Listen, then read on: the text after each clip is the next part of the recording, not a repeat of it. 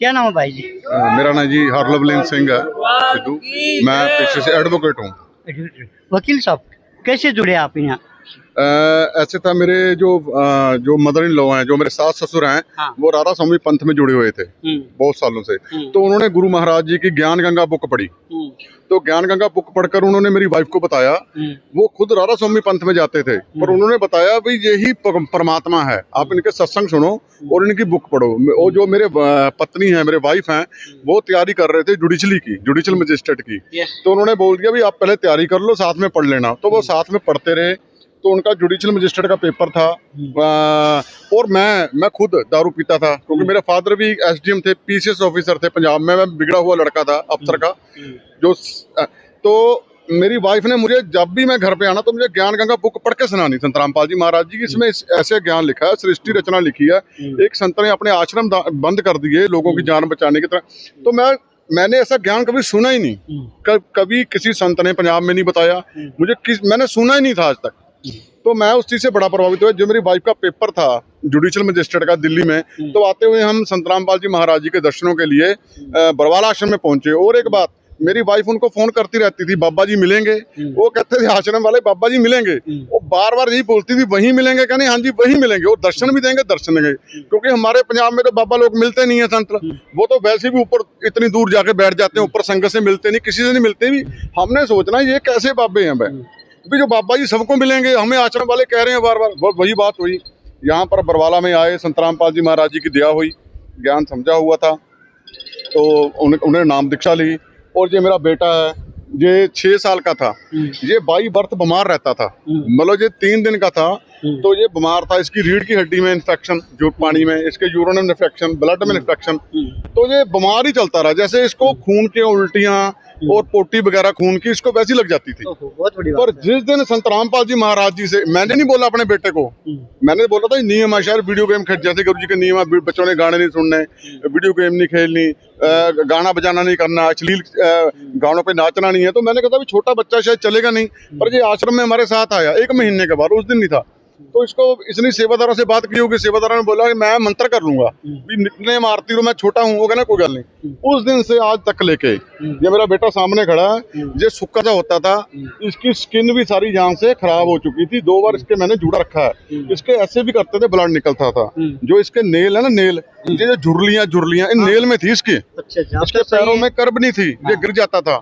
पर जिस दिन से इसने सिर्फ मात्र नाम दीक्षा लिया संत रामपाल जी महाराज जी से, आज ये कबड्डी का खिलाड़ी है, एथलीट है, कि कोई भी गेम खिलवा लो इससे, सारी गेम है और आपके सामने है। मैं आपको सबसे बड़ी बात ये कहना चाहूंगा, उस दिन से लेके आज तक ये 18 साल का हो गया, कभी बीमार नहीं हुआ, कभी बीमार नहीं हुआ। और इसको 10 साल के बाद कोई इंजेक्शन भी नहीं लगा। आपके सामने है, संत रामपाल जी महाराज परमात्मा है।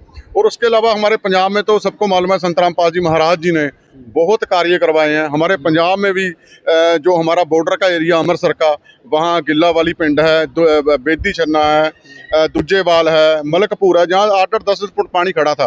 तो वहाँ भी संत रामपाल जी महाराज जी ने ट्रकों में भरकर, हम खुद लेके हैं, ट्रकों में भरकर पैपे भेजी हैं। वहाँ अब गाँव के जो लोग हैं खुशहाल हैं और अपनी गेहूं की बिजाई कर काट भी चुके हैं। उसके अलावा संत रामपाल जी महाराज जी के जितने भी सेवादार हैं, जो हमारे पंजाब में लोग गरीब हैं, लाचार हैं, इलाज कराने से वंचित हैं, तो खुद सेवादार जाते हैं, उनको अपनी गाड़ी में उठाते हैं। ये नहीं देखते इसको कैंसर है, इसकी डायलिसिस हो रहा है या इसमें से बदबू आ रही है, नहीं, वो उसको उठाते हैं, खुद लेके जाते हैं, उनका ट्रीटमेंट कराते हैं और घर में छोड़ने आते हैं। ठीक है भाई, ये है संत रामपाल जी में विशेषता। और यहाँ पब्लिक देखिए, एक बार इधर कैमरा घुमाइए भाई, आता हूँ मैं, इधर कैमरा दिखाइए। बहुत लंबी कतार श्रद्धालुओं की, कम से कम ये ज़्यादा तो नहीं कहूँगा, आधा किलोमीटर तक के बैठे हैं। और ये भाई जिनसे मैंने बात करी, ये पंजाब से हैं। हाँ, और क्या कहना चाहते जी? मैं ये कहना चाहूँगा अभी हमारे जिला पटियाला में बठोई खुर्द है, डकाला के पास पड़ता गांव, वहां से गुरु रामदास गौशाला सोसाइटी वाले गुरु जी के पास आए थे 10 जने पंजाब से, यहाँ चलकर संत रामपाल जी महाराज जी से मदद की गुहार लगाने। भी जो हमारी गौशाला है उसकी 4 दीवारी बड़ी खस्ता हो चुकी है, उनके 4 दीवारी बनाई जाए, 700 फुट लंबी और 7 फुट ऊंची। और गौओं के पीने के लिए खुरलियां, पानी जिसको हम यहाँ पर खेल बोलते हैं, वो 20 बाई 3 की बनवा के दो दी जाएं। वहाँ गौशाला का बिल खड़ा है 1,22,000 रुपये पेंडिंग, भी कनेक्शन कटा हुआ, भी आप दया करो वो भी चलवा कर दे दो। और बड़ा 18 फुट का गेट लगवा कर दे दो। इसके अलावा शेड है, जो शेड की जेड है 75-22-40 का शेड भी हमें गऊओं के लिए धूप और बरसात से बची रहे तो वो भी डलवा के दो। तो संत रामपाल जी महाराज ने तुरंत उनकी ये पांचों जो उन्होंने प्रार्थना की थी तुरंत उन्होंने ये मान ली और वहां पर बिजली का कनेक्शन अगले दिन ही चालू करवा दिया गया। गांव जो खुरलियां थी वो बन के तैयार हो चुकी हैं। अभी 4 दीवारी का और बाकी जो काम है जल्दी कंप्लीट कर दिया जाएगा। ये रामपाल जी संत हैं या कुबेर का खजाना है? क्योंकि आप जितने संत देखो ने सारा देश लूट का खा लिया। अभी अयोध्या में राम मंदिर में एक व्यक्ति ने 200 ईंट चांदी की दे रखी थी। उसने कहा भाई ईंट दिखा दो, एक भी नहीं पाए, सारे पुजारी खा गए। और यहाँ से माल लूट रहा है, कहीं पाइप जा रही, कहीं मोटर जा रहे हैं, कहीं अनाज जा रहा है, कहीं बच्चों की दवाई जा रही है। क्या कारण है ये भाई साहब? ये परमात्मा है जी, क्योंकि ये किसी कहते ना इंसान के बस की बात नहीं। हाँ। ये परमात्मा है, परमात्मा ही सबको खुला भंडारा दे सकता है। सरकारों से बड़ा काम संत रामपाल जी महाराज जी कर रहे हैं। बजट आप देख सकते हैं, जो हमारे संत रामपाल जी महाराज के शिष्य हैं, ये बहुत बड़े कोई वो नहीं है। जितना दान पुण्य करते हैं थोड़ा सा, उसी से पर संत रामपाल जी महाराज उसको 100 गुना बढ़ाकर देखो पूरे आपके सामने। ये नेपाल में भी चल रही है, भारत के साथ नेपाल में भी ये मुहिम चल रही है संत रामपाल। मैंने ऐसा लगा कहीं ये वर्ल्ड में तो नहीं चल जाए। वर्ल्ड में भी चली जाएगी, गुरु जी की दया से चलेगी। ये शुरू होगी, परमात्मा जी दया करेंगे, क्यों नहीं करेंगे।